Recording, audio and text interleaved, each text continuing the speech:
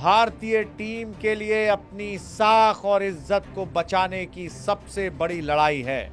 हम बात कर रहे हैं भारत बनाम इंग्लैंड के बीच होने वाले तीसरे और सबसे निर्णायक T20 इंटरनेशनल मुकाबले की। पहला मैच बारिश में धुलने के बाद दूसरे मैच में जो कुछ भी मैदान पर घटा उसने हर एक भारतीय क्रिकेट फैन के दिल को पूरी तरह से झकझोर कर रख दिया है। जीत की दहलीज पर खड़ी टीम इंडिया अचानक कैसे बिखर गई, कैसे एक जीता जीताया मैच हमारे हाथों से रेत की तरह फिसल गया, आखिर भारत से कहां चूक हुई। अब तीसरे T20 मैच में कौन से बड़े बदलाव टीम इंडिया में किए गए हैं, बताएंगे सब कुछ आपको इस वीडियो में। भारतीय क्रिकेट के इतिहास में इस समय एक ऐसा दौर चल रहा है जो फैंस को परेशान कर रहा है। अगर हम पिछली कुछ सीरीज और मैचों पर नजर डालें तो टीम इंडिया का प्रदर्शन बेहद निराशाजनक रहा है। भारत अपने पिछले 4 मुकाबलों में से 3 मैच बुरी तरह हार चुका है, जबकि एक मैच बारिश की वजह से रद्द हो गया था। दूसरे T20 मैच में गेंदबाजों को उनके मजबूत पक्षों के हिसाब से इस्तेमाल न करना और विपक्षी बल्लेबाजों के सामने कोई प्लान बी न होना कप्तान श्रेयस अय्यर की सबसे बड़ी नाकामी साबित हुई और यही वजह है कि उन्हें कप्तान के रूप में अपनी पहली जीत के लिए अभी भी तरसना पड़ रहा है। लेकिन अब रोने का समय नहीं है, क्योंकि तीसरा T20 मुकाबला ट्रेंट ब्रिज नॉटिंघम के उस ऐतिहासिक मैदान पर होने जा रहा है जिसे बल्लेबाजों का स्वर्ग कहा जाता है। इस मैदान पर वापसी करने के लिए भारतीय टीम ने अपनी प्लेइंग 11 में बहुत बड़ा और क्रांतिकारी बदलाव करने का फैसला किया है।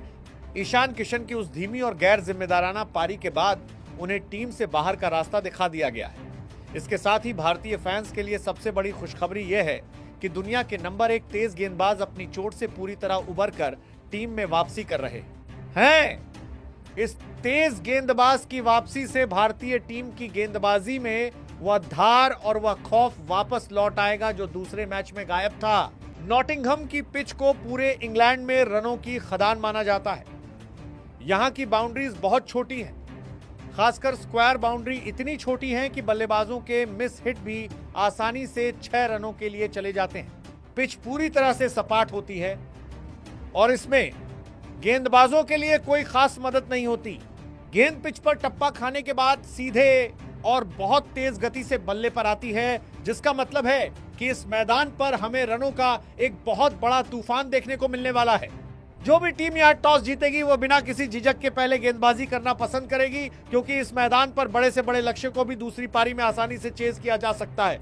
अगर इस मैदान के ऐतिहासिक रिकॉर्ड्स पर नजर डालें तो ट्रेंट ब्रिज में पहली पारी का औसत स्कोर 180 रनों के पार रहता है। इस मैदान पर तेज गेंदबाजों को शुरुआती 2 ओवरों में थोड़ी सी हवा से मदद मिल सकती है, लेकिन उसके बाद उनका काम सिर्फ बल्लेबाजों को रनों की रफ्तार रोकने के लिए संघर्ष करना होता है। स्पिनर्स के लिए यह मैदान किसी बुरे सपने से कम नहीं है, क्योंकि छोटी बाउंड्री होने के कारण उन्हें फ्लाइट देने में डर लगता है। जब हम भारत और इंग्लैंड के बीच के आपसी मुकाबलों यानी हेड टू हेड रिकॉर्ड्स को देखते हैं तो नॉटिंघम में दोनों टीमों के बीच हमेशा से कांटे की टक्कर रही है। भारत ने यहां पहले भी कुछ ऐतिहासिक मुकाबले जीते हैं, लेकिन इंग्लैंड की टीम अपने सबसे पसंदीदा बैटिंग पैराडाइज पर भारत को पूरी तरह से पस्त करने की रणनीति बनाकर उतरेगी। तो चलिए दोस्तों, बिना समय गंवाए सीधे बात करते हैं भारत की उस नई बेहद आक्रामक और रणनीतिक प्लेइंग 11 की, जो ट्रेंट ब्रिज के मैदान पर इंग्लैंड का घमंड तोड़ने उतरेगी। टीम की शुरुआत करने के लिए अभिषेक शर्मा और वैभव सूर्यवंशी, ये बाएं हाथ के बल्लेबाजों की एक ऐसी जोड़ी है जो अगर पावर प्ले के 6 ओवर क्रीज पर टिक गई तो नॉटिंघम के मैदान का नक्शा बदल कर रख देगी। अभिषेक शर्मा के खेल का अगर बिल्कुल अलग नजरिए से विश्लेषण करें तो उनकी बल्लेबाजी की सबसे बड़ी यूएसपी उनका पिकअप शॉट है। वह गेंद की लेंथ को भांपने में दुनिया के बाकी बल्लेबाजों से आधा सेकंड तेज हैं। इंग्लैंड के खिलाफ पहले T20 मैच में अभिषेक शर्मा ने 24 बॉल में 59 रन, वहीं दूसरे T20 में 24 बॉल में 43 रन की पारी खेली। अभिषेक की सबसे बड़ी ताकत उनका स्पिनर्स के खिलाफ फुटवर्क का इस्तेमाल न करके भी केवल अपने लंबे रीच और स्विंगिंग आर्म्स की बदौलत लॉन्ग ऑफ के ऊपर से छक्के मारना है। लेकिन अभिषेक शर्मा की एक ऐसी कमजोरी है जिसे इंग्लैंड के गेंदबाज बारीक नजर से देख रहे हैं। जब भी कोई तेज गेंदबाज उन्हें लगातार 140 से ऊपर की रफ्तार से ऑफ स्टंप की लाइन पर शॉर्ट ऑफ लेंथ गेंदें फेंकता है और गेंद थोड़ा एक्स्ट्रा बाउंस लेती है, तो अभिषेक अपनी बॉडी को गेंद के पीछे लाने के बजाय दूर से ही बल्ला चला देते हैं। गति के खिलाफ उनका यही दूर से बल्ला चलाना कई बार उनके पतन का कारण बनता है। खासकर इंग्लैंड की पिचों पर जहां गेंद देर से मूव होती है। उनके जोड़ीदार वैभव सूर्यवंशी भारतीय क्रिकेट का वह हीरा हैं जिसकी चमक प्रतिदिन बढ़ती ही जा रही है। मात्र 15 साल की उम्र में इस खिलाड़ी के पास जो मैच अवेयरनेस है उसने बड़े बड़े दिग्गजों को हैरान किया है। वैभव की बल्लेबाजी का बिल्कुल अलग पहलू यह है कि वह पारंपरिक शॉट्स खेलने के साथ साथ मॉडर्न टी20 के इनोवेटिव शॉट्स भी बहुत आसानी से खेलते हैं। आईपीएल 2026 के कुछ मैचों में उन्होंने दिखाया था कि वो तेज गेंदबाजों की गति का इस्तेमाल करके विकेट के पीछे स्कूप और रैम शॉट खेलने में भी माहिर हैं। उनकी सबसे बड़ी ताकत उनका down the ground lofted drive है जिसे वह बिना किसी अतिरिक्त ताकत के सिर्फ शुद्ध टाइमिंग से खेलते हैं। वैभव सूर्यवंशी की कमजोरी की बात करें तो इंटरनेशनल लेवल पर अभी उनका अनुभव बहुत कम है और इंग्लैंड की तेज और स्किडी पिचों पर उनका फुटवर्क कई बार थोड़ा फ्रीज हो जाता है। जब गेंदबाज उनके शरीर को निशाना बनाकर अंदर आती हुई लेंथ गेंदें फेंकता है तो वैभव कई बार अपनी छाती के पास आने वाली गेंद पर नियंत्रण नहीं रख पाते और शॉर्ट मिड विकेट पर कैच दे बैठते हैं। पेस के खिलाफ उनका संघर्ष तब दिखता है जब गेंदबाज लगातार अपनी गति में बदलाव करता है और स्लोअर बाउंसर फेंकता है। स्पिन के खिलाफ वैभव का खेल काफी मैच्योर है। वह स्पिनर की उंगलियों को बहुत अच्छे से पढ़ते हैं और गेंद के टर्न होने की दिशा में ही शॉट्स खेलते हैं जिससे उनका आउट होने का जोखिम बहुत कम हो जाता है। ओपनिंग में वैभव का रोल अभिषेक के साथ मिलकर एक छोर को संभालना और खराब गेंदों को बाउंड्री के बाहर भेजना होगा। अब बात करते हैं नंबर 3 की पोजीशन की, जहां ईशान किशन की छुट्टी के बाद बाएं हाथ के स्टार बल्लेबाज तिलक वर्मा की एंट्री हो रही है। तिलक वर्मा एक ऐसे खिलाड़ी हैं जो परिस्थिति के अनुसार अपने गियर्स बदलने में माहिर हैं। उनका हालिया प्रदर्शन घरेलू क्रिकेट और इंडिया ए के दौरों पर लाजवाब रहा है, जहां उन्होंने मुश्किल पिचों पर मैच जिताऊ पारियां खेली हैं। आईपीएल 2026 में मुंबई इंडियंस के लिए मध्यक्रम में खेलते हुए तिलक ने कई बार ऐसी पारियां खेली जहां टीम ने पावर प्ले में ही अपने मुख्य विकेट गंवा दिए थे। तिलक की सबसे बड़ी ताकत उनका खेल के प्रति मानसिक दृष्टिकोण है। वह दबाव में कभी भी पैनिक नहीं होते। उनका मजबूत पक्ष उनका कवर के ऊपर से खेला जाने वाला इनसाइड आउट शॉट है जो स्पिन और पेस दोनों के खिलाफ बेहद असरदार है।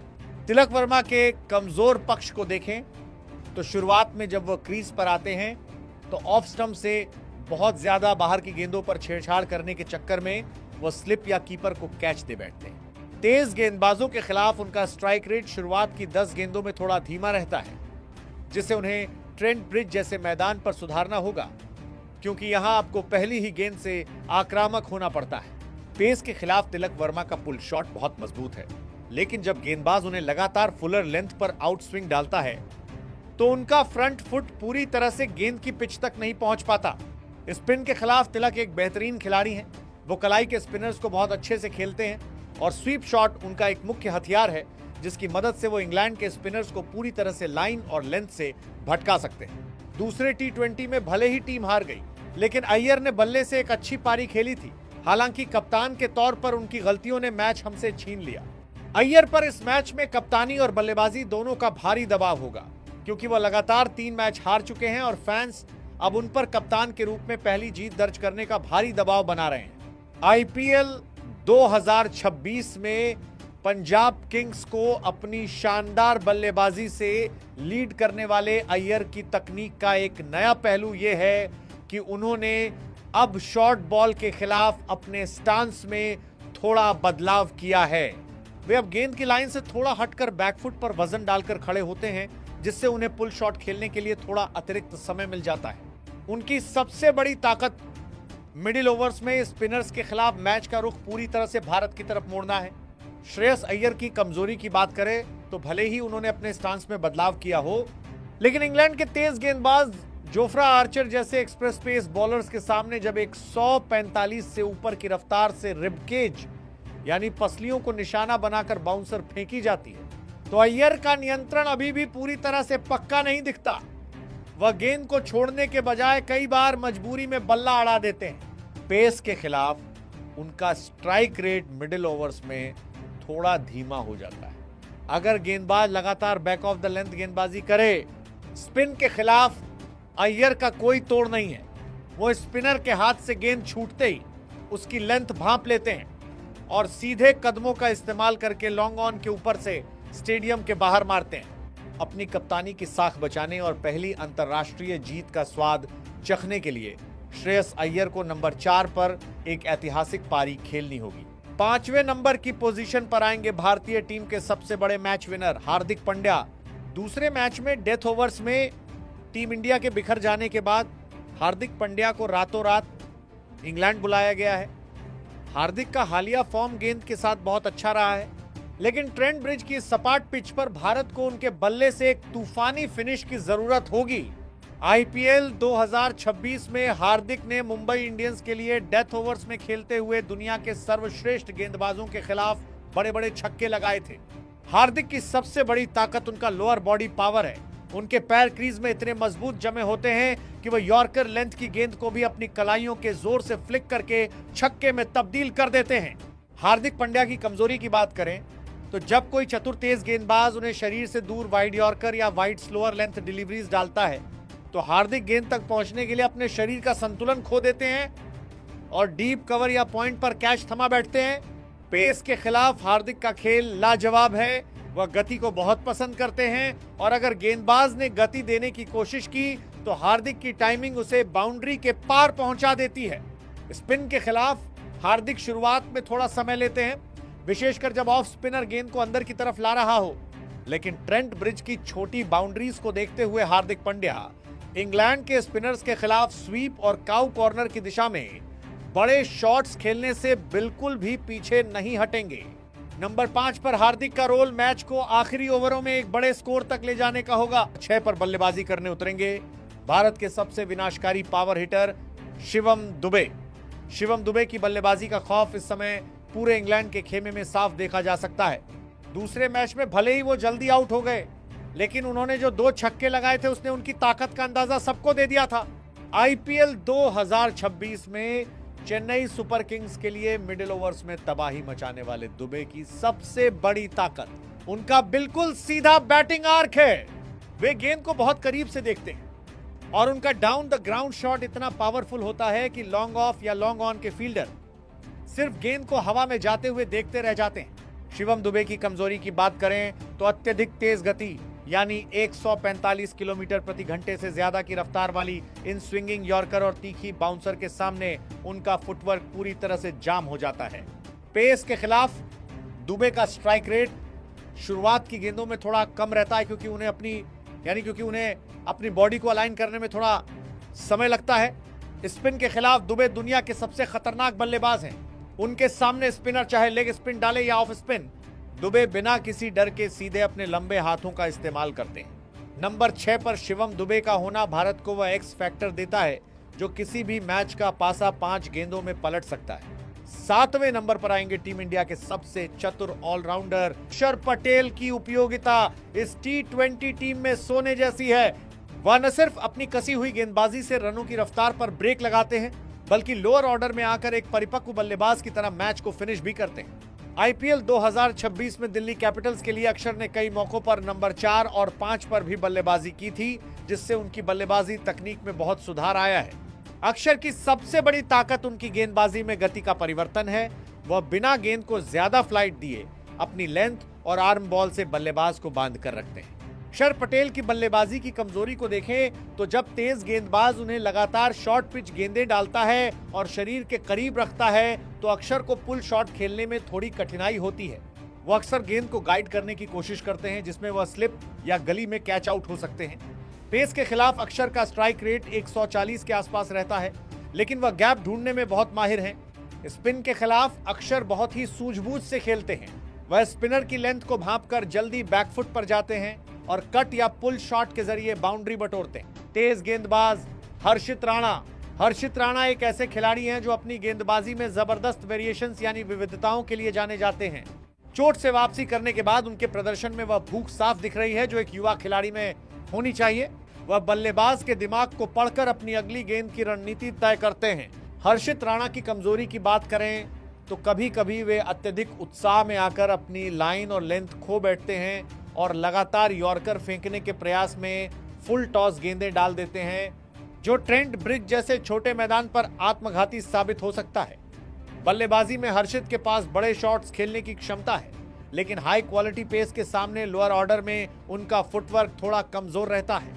एक गेंदबाज के रूप में पेस के खिलाफ बल्लेबाजों को वह अपनी गति के मिश्रण से परेशान करते हैं और स्पिनर्स के खिलाफ बल्लेबाजी करते समय वह सीधे बल्ले से लॉन्ग ऑन की तरफ शॉट खेलना पसंद करते हैं।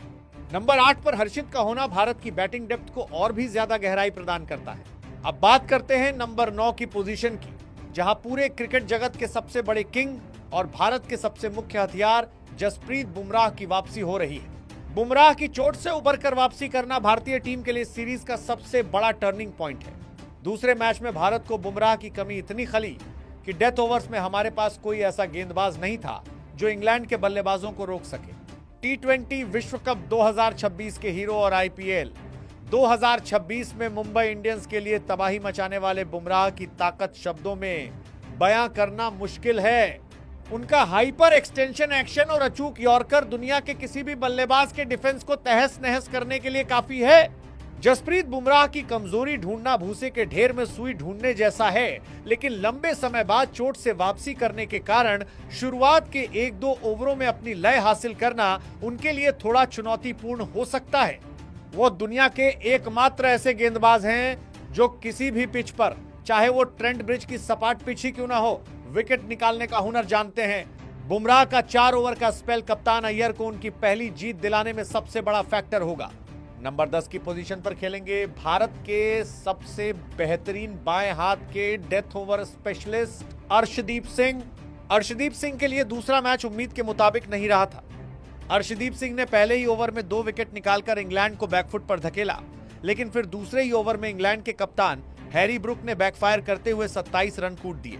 बुमराह की गैर मौजूदगी में उन पर दबाव बहुत ज्यादा था, लेकिन अब बुमराह की वापसी से अर्शदीप पर से वह अतिरिक्त दबाव पूरी तरह हट जाएगा और वह अपने स्वाभाविक अंदाज में गेंदबाजी कर सकेंगे। प्रिंस यादव ने आईपीएल 2026 में लखनऊ सुपर जायंट्स के लिए खेलते हुए अपनी 150 किलोमीटर प्रति घंटे की रफ्तार से पूरे विश्व क्रिकेट का ध्यान अपनी तरफ खींचा था। प्रिंस यादव एक ऐसे गेंदबाज हैं जो पिच से किसी भी प्रकार की मदद न मिलने पर भी केवल अपनी शुद्ध गति और हैवी बॉल तकनीक से बल्लेबाजों को बैकफुट पर धकेल देते हैं।